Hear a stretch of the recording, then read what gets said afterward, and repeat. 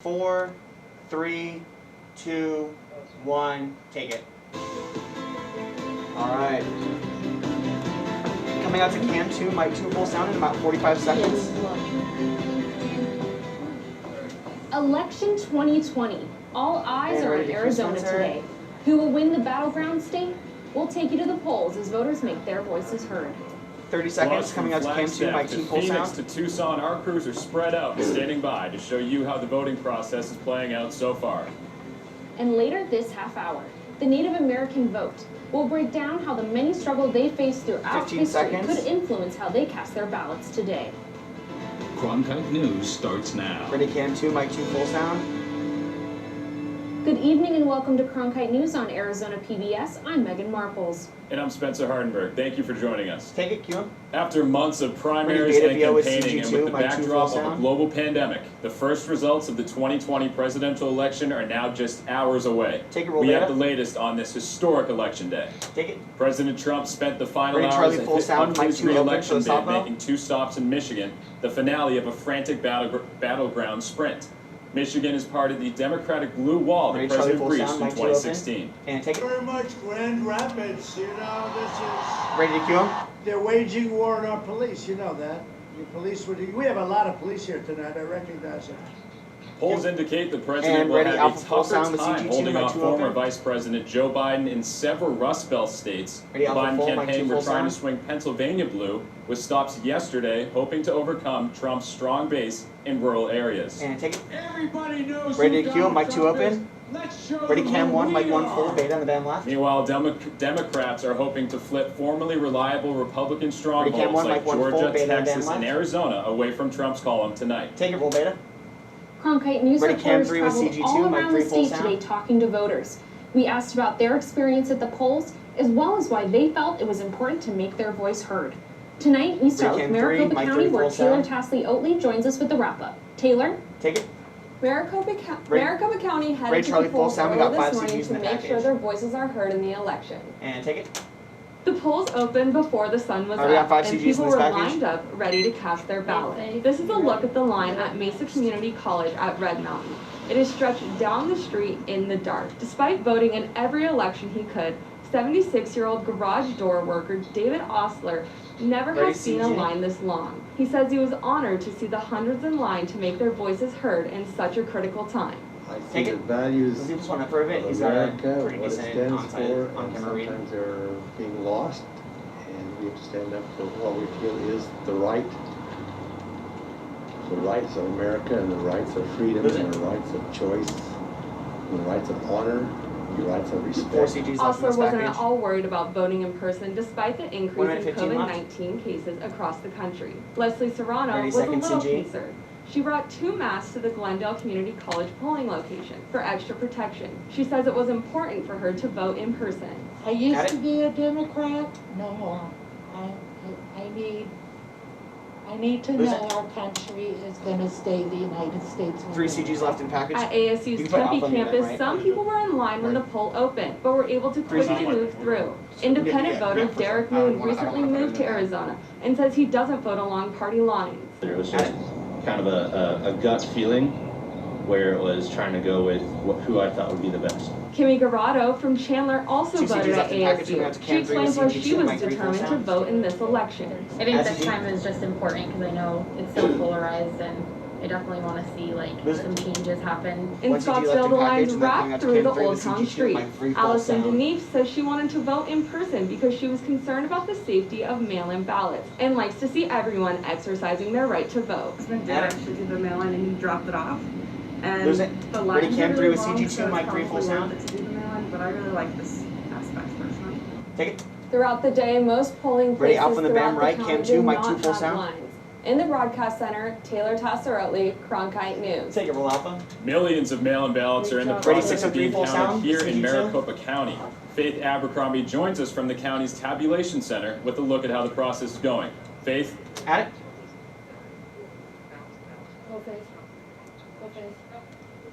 Ready, 603?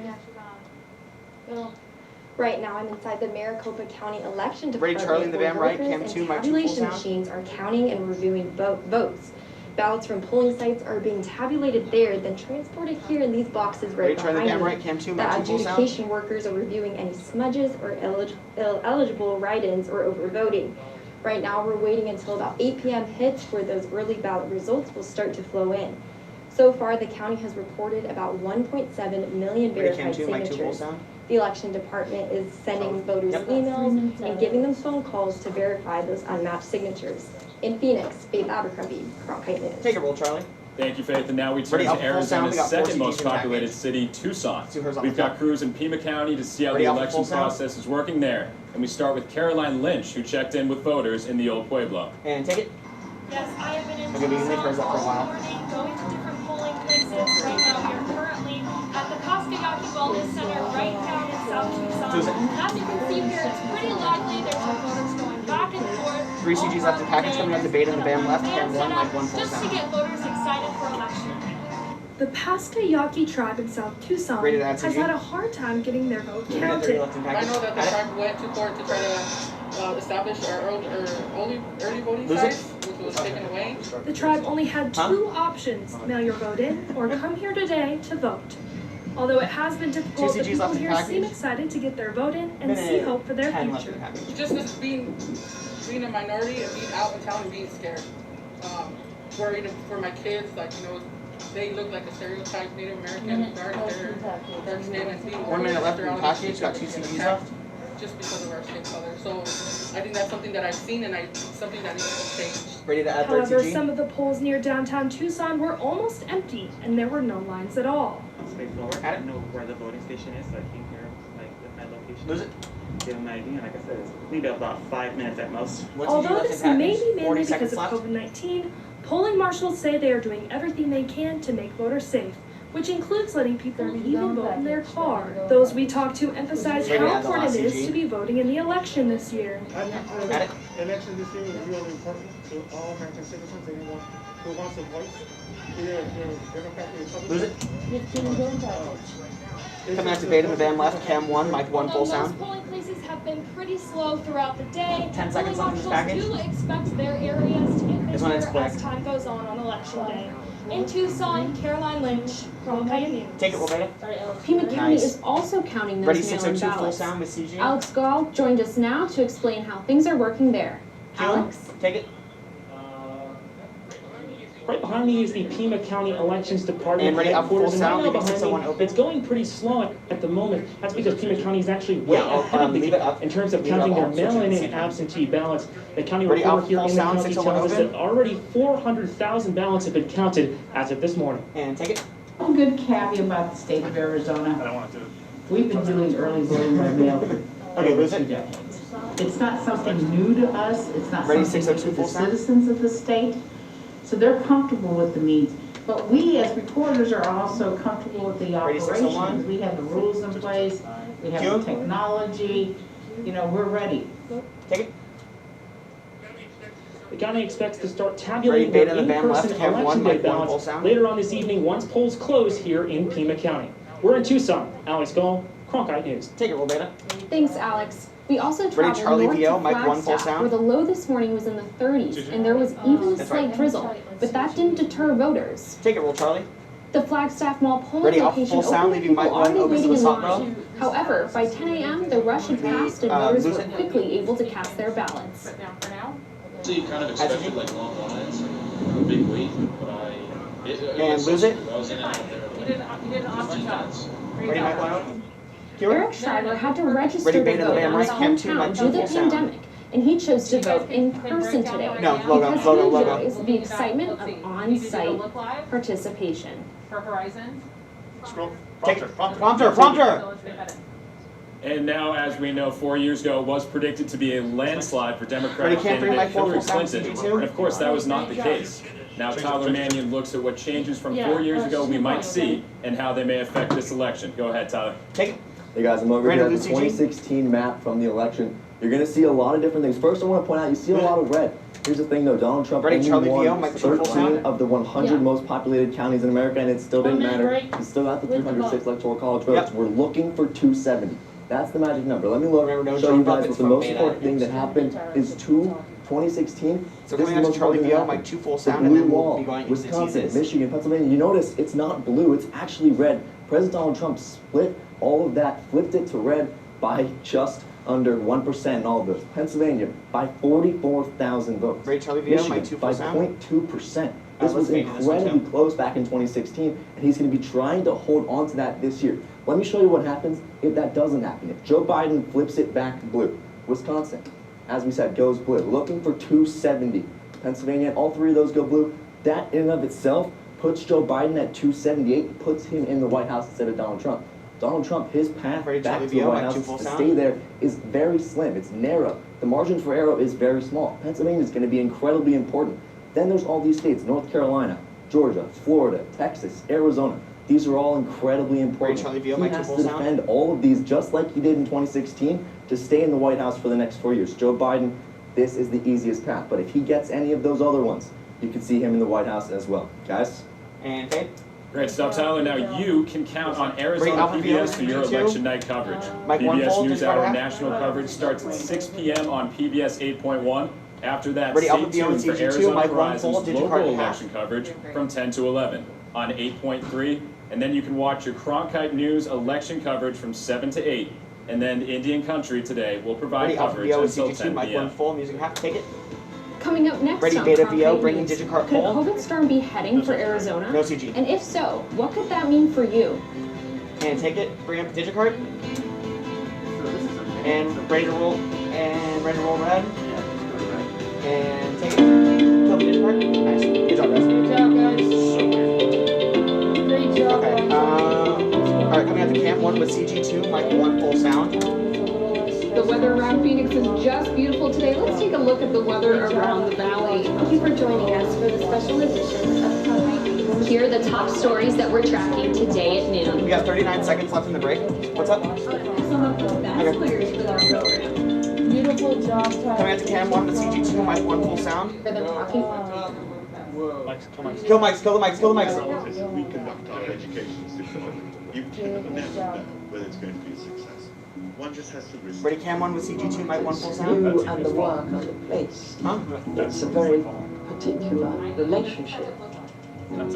Here's 10 seconds left in the break. Coming out to Cam 1 with CG2, mic 1 full sound. Tell us what you think. Friday night at 9 on 5, Arizona 4, PBS. 3, 2, and take it. COVID-19 Ready, Charlie cases VO with continue to CG2, mic rise. 1 full. As of this morning, there have been more than 249,000 coronavirus cases and more than 6,000 deaths in the state of Arizona. The average number of new daily cases has surpassed 1,300. Last time the daily cases reached this high was in mid-July to early August. And take it. Last week, Governor Doug Ready, Ducey full sound. thanked Arizonans for weathering the storm so far, but warned a spike has not yet hit our state, but it is coming. At the same event, Department of Health Services Director Kara Christ said the agency is on high alert. Full sound. She and Doug Ducey both urged people to continue wearing masks, physically distancing, and taking other measures to prevent the spread of COVID-19. Nationally, more than 61,000 children tested positive during the week that ended October 29th, according to a report from the American Academy of Pediatrics. It says that was the biggest increase in children's cases since the start of the pandemic. Some medical experts warn if this upward trend doesn't reverse soon, mandatory lockdowns may become necessary. And take it. The Maywood Love Market in Gilbert, Arizona is now open for business. The market is home to handmade goods by small business owners in the Maricopa County area. Now, the local market is helping small businesses recover from the pandemic. I can't believe Okay, we got 2 minutes 30 left in this package, then we're coming out to Supporting Cam 2, small mic 2 full businesses has sound. been a general theme during the COVID-19 pandemic, and the Maywood Love Market in Gilbert is doing just that. Bring it on. Yeah, bring it on. Co-founder of the market, Mary Beth Solvit, explains why she and her business partner decided to close earlier this year. She also shares her passion for opening the market back up. At the time, in February, we just felt like it was the right thing to do.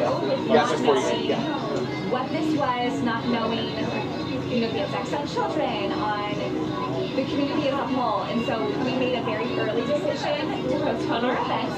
This 2 minutes left in package. we felt Our out time is 48. there is so much room, and we really felt like we could safely host this event and give our vendors a chance 1 minute to 45 showcase left their in this products package. and sell and give the community a space that is fun and free and enjoyable to come out to. With vendors collectively making anywhere between $35,000 and $55,000 each event, many small businesses like Cozy Knit Designs turned into an online business during the closure.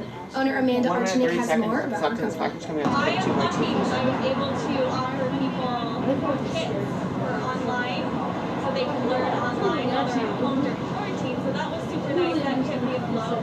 But it did. 1 minute 10 seconds left in this package. I don't want to say ruin, but it did take a lot of opportunities away during the pandemic, but I am still afloat. Although the pandemic brought a lot of challenges to small business owners, the Made with Love Market continued to promote its vendors on their social media platforms.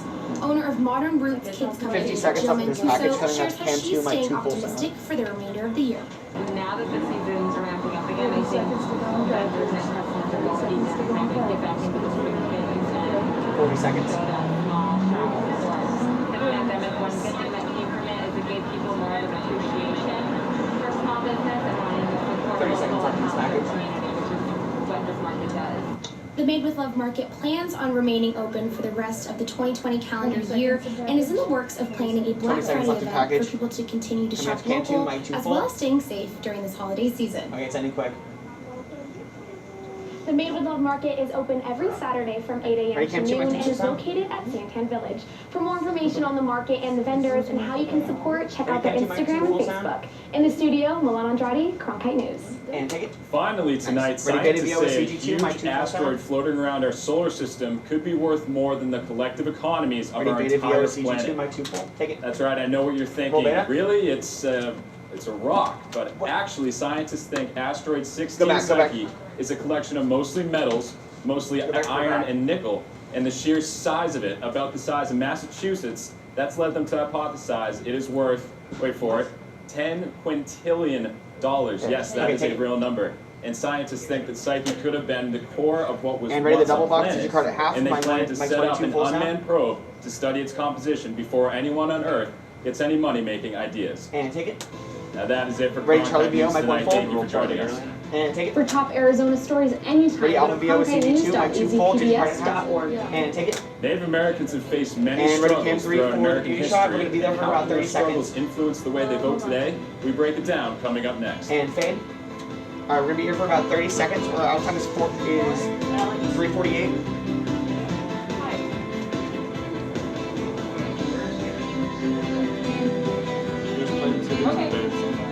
What? Okay, we got about 15 seconds left. 15 seconds, so we're going to red full sound. And ready to go to red full sound in 10, 9, 8, 7, 6, 5. Don't restart the music. 4, 3, 2, 1, and fade out. Okay, and we're going to break it down.